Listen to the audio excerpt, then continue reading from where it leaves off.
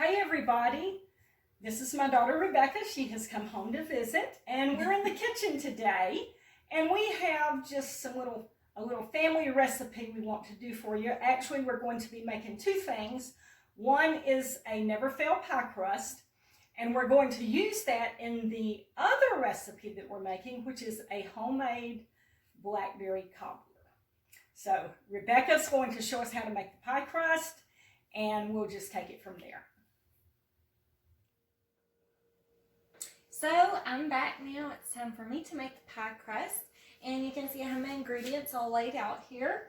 We have all-purpose flour, all vegetable shortening, which you can use any kind of shortening really, regular distilled white vinegar, salt, an egg, and we've got a little 3/4 cup of water.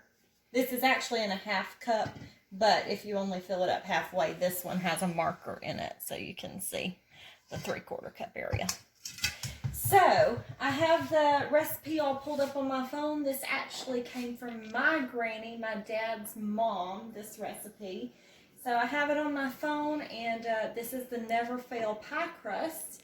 It's never failed us, I don't think. It's never failed me. So yeah, this is our tried and true recipe for a delicious pie crust with great flavor, that's flaky, that always seems to hold together but still crumble perfectly at the same time. So this recipe calls for 2.5 cups of all-purpose flour, which I will measure out right meow. Maybe I should have measured this before the video. Okay, there's one.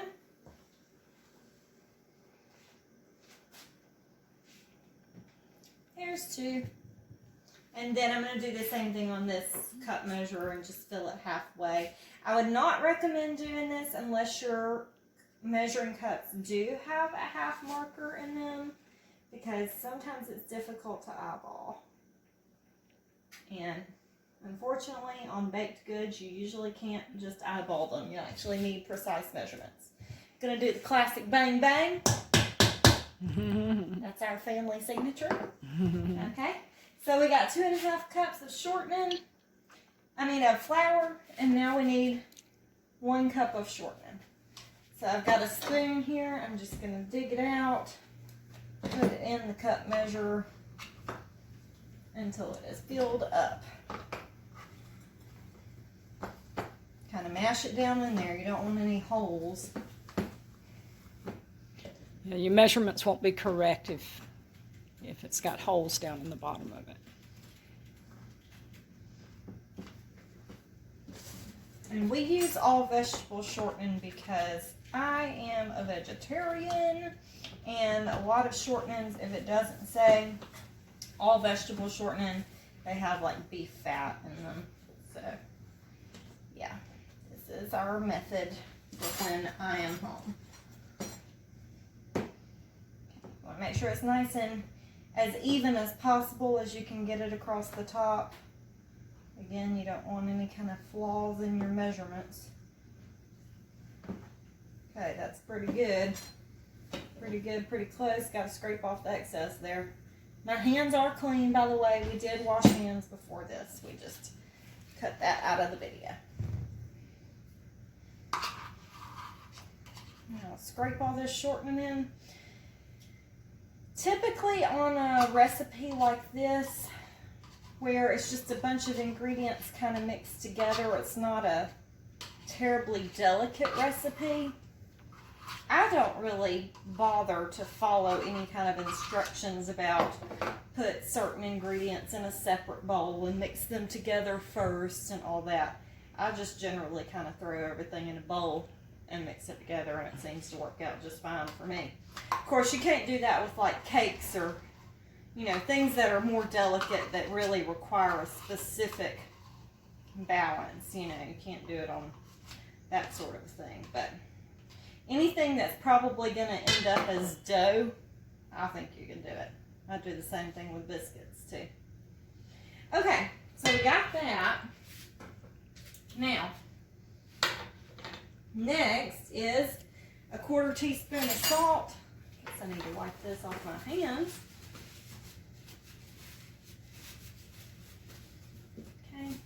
teaspoon of salt. Got that. We got an egg.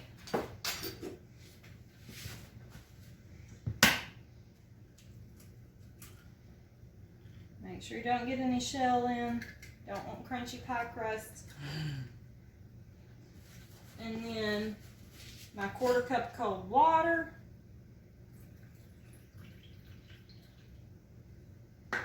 And then a tablespoon of the white vinegar. Now, to my knowledge, you cannot substitute any other vinegars in place of this. So, this is really a recipe you have to follow carefully as far as the ingredients go. Okay, now here's where things get interesting. I like to kind of chop it up a little bit in here. Just chop, chop, chop till the liquid's like somewhat absorbed, I guess. Chop everything together. Stir it until you just get tired of stirring, really. That's what I do. Stir it until you get tired of stirring. Until things are kind of roughly mixed together. And then I do the gush. And by the gush, I mean I stick my hands in here and I gush it all together. And I just gush and mix until it turns into a well-mixed dough. So anyway, I'm going to finish just mixing this all together with my hands, and we'll be back in just a second. Okay, so as you can see in this bowl, we've gone ahead and mixed together the pie crust. After we turned off the video of me mixing that, I probably just mixed it around with my hands, maybe another like 20 times or so. Got up any residual crumbs that were in the bottom and just, you know, continued to press them together and made this into kind of a little messy ball. So now we're ready to actually roll out the pie crust. So we're going to start with actually putting some flour on the work surface. So I'm just going to use this little measuring cup and just sprinkle on the counter. And of course you want to make sure your counter is spotlessly clean. You don't want to roll up any dirt and have gritty pie crust. Yeah.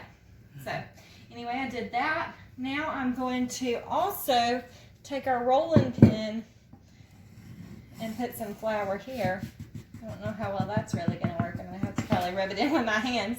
And also put some on my hands. This will keep the pie crust from sticking as you roll it. So I'm just going to lightly dust this.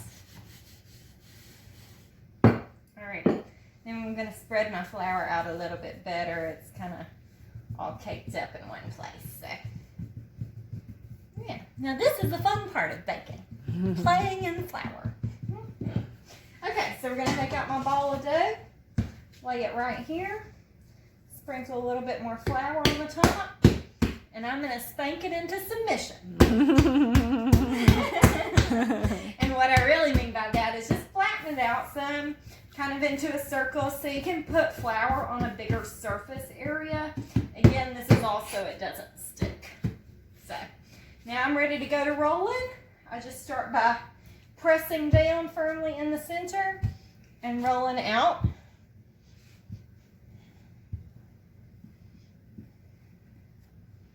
And then I'll do it again towards me.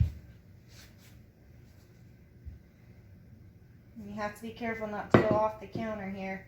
If you start getting near the counter, just let up on the pressure. Then I'll roll to the side. Then I'll roll diagonal. And then I'll roll diagonal this way. This is no really perfect routine or set of instructions on how exactly to do this, but you just have to kind of learn to work with it, I guess, and get it the thickness you want it. So for this pie crust, we probably want it, I would say, about a 1/4 inch thick. Wouldn't you say, Mom? Yeah, that's good. Yeah. Mm-hmm.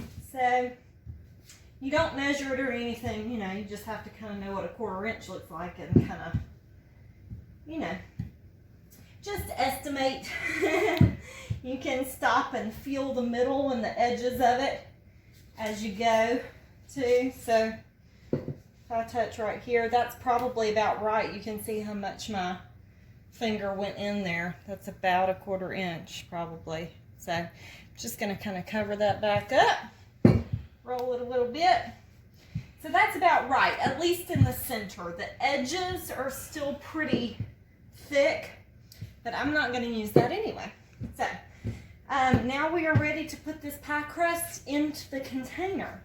So what we're going to do is, at least this is the way I'm going to do it right now, is I'm going to take our container and turn it upside down on here and take a little knife and just lightly cut around it. Are we going up on the sides of it with the crust, or are we not? No, we don't need it on the sides. Okay. Just on the bottom. So let's see. So I'm still going to cut around it, and then I'll just trim it as I go then. Okay. That's what I'm going to do this time. And this is the same thing you would do for a pie. This time we're making a blackberry cobbler. So that's the reason we're putting it in this dish. Alrighty. So that's just a rough estimate of how much we need. And that little extra is perfectly fine. It doesn't have to be trimmed down. It'll be fine just like that. So then you have to just very gently roll the crust off of the counter. Does that thickness look okay to you? Is that good? I think it was a little too thick to me. It's too thick to you? Mm-hmm. Okay, so Mom says it's too thick. So we're still going to roll this off, and then I'll roll it out just a little bit more and trim it again. So you have to be very gentle with this because it is delicate. Mom says still a little too thick. Okay, so this is what I'm going to roll out again whenever I'm done. So for now, I'm just going to pick all this up and get it out of the way so I can roll some more. I'm afraid it won't get done with it being that thick on the bottom layer, so that's the reason maybe we should roll it out just a little bit thinner. Yeah, it's close, but it's still a little too thick. Yeah, I agree. So I'm just picking all that dough up and throwing it back in my bowl, and I'll work with it some more in a little bit. So now I'll roll it out just a little bit more. Yeah, just a tad, not much. Let it spread a little.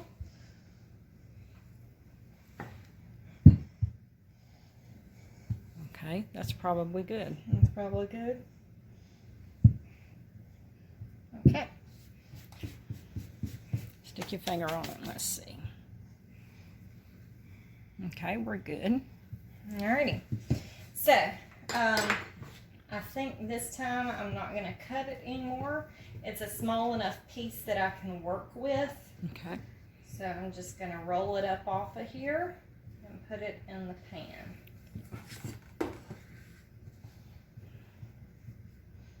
Okay. So now we will put it in here. And it's good to just kind of roll it up in like a little scroll if you can while you're picking it up. Yeah, see how convenient that is? Yeah, it's just real easy to take back out. Now, as you're watching, you may notice that it looks like it's kind of just falling apart in some places. That's totally fine because no one will see the bottom of this anyway. And as there are little holes and stuff, you know, there's a little hole. I don't know if you can see it. I can just press it back together and just kind of mash it in there. So we do that with like the majority of this anyway. So just mashing it all together, mashing it into place, and you'll have some that's excess and you'll have some that's, you know, not excess, and you just kind of make sure the bottom is covered.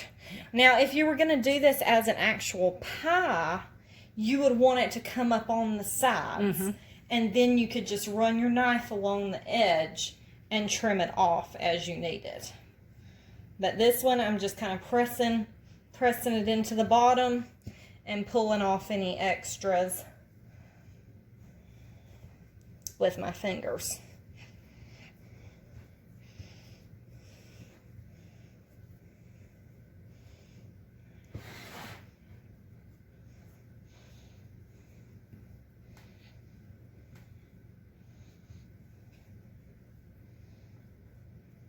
Okay, there I pulled off a little bit too much. So, you know what that means. We're just going to take a little piece and press it back in here.